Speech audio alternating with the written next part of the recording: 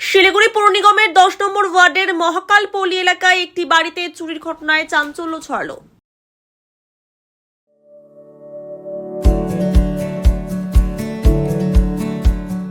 Pamper, not just a hospital, but a mother. প্রতিভা দত্ত গত 2 বছর ধরে তার ছেলে সঞ্জয়ের সঙ্গে ভাড়া বাড়িতে রয়েছেন। গত 4 দিন ধরে ডাবগ্রামে তার বোনের বাড়িতে ছিলেন তিনি। অন্যদিকে ছেলে সঞ্জয় প্রতিদিন রাতে তার কাজ শেষে বাড়ি ফিরত, কিন্তু গতকাল রাত 9টার সময় বাড়িতে পৌঁছে প্রথমে দরজার তালা ভাঙা অবস্থায় দেখেন। এরপর ঘরে ঢুকতেই দেখতে পান সমস্ত জিনিস ছড়িয়ে ছিটিয়ে রয়েছে। এরপরই চুরির ঘটনা নজরে আসে। ঘরের আলমারি ভেঙে 50,000-এর বেশি নগদ টাকা এবং সোনার গয়না চুরি করে চম্পট দিয়েছে চোর। ঘটনার পরই খবর দেওয়া হয় পানিট্যাঙ্কি ফাঁড়ির পুলিশকে। পুলিশ পৌঁছে গোটা ঘটনার তদন্ত শুরু করেছে।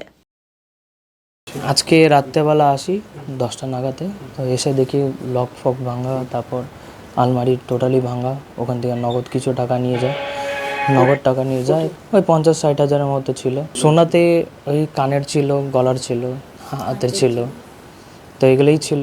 হ্যাঁ, আমি ডেলি বাড়িতে আসি। আমি 9টার আগেই হয়েছে এটা। আজকে 9টার আগে, আমি 10টার দিকে আজকে আমার লেট হয়ে গেছে, যেহেতু আমি কাজে ব্যস্ত থাকি। তো আমি কাজ থেকে যখন আসি তখন দেখি এরকম কাণ্ড। পুলিশ এসে বললো, দেখলো, এখনও তো কিছু বলেনি। এখন যাবো ফাঁড়িতে, যাবো ফাঁড়ি থেকে দেখে কথা বলি। সোনার গয়না আর টাকা 50 থেকে 60 হাজার টাকা হবে, আর সোনার গয়না ছিল হাতে কানে গলায়।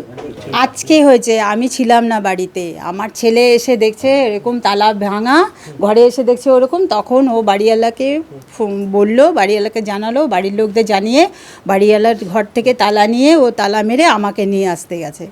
এসে তারপর তখনও বলে না, তারপর রাস্তার মধ্যে বলছে, মা এরকম এরকম তুমি কি লকারে টাকা রেখেছিলে? হ্যাঁ, টাকা ছিল, সোনা গয়না আরও কাগজপত্র, আমার ডকুমেন্টস সব চেয়ে বলে, মা সব চুরি হয়ে গেছে। এসে দেখছি টাকাও নেই, সোনার গয়নাও নেই। আমি দিদির বাড়িতেই ছিলাম। হ্যাঁ, আমি শুক্রবারে গেছি, শুক্র শনি রবি সোম 4 দিন ছিলাম। আজকে মঙ্গলবার, আজকে আসার কথা। আমার ছেলে রাতে গিয়ে আমাকে নিয়ে আসতে যায়। পুলিশ আসলো, বললাম এরকম বলে কি না, ওরা বাড়ির জানাশোনা লোকই হবে আর কি, এটা বাইরের লোক না।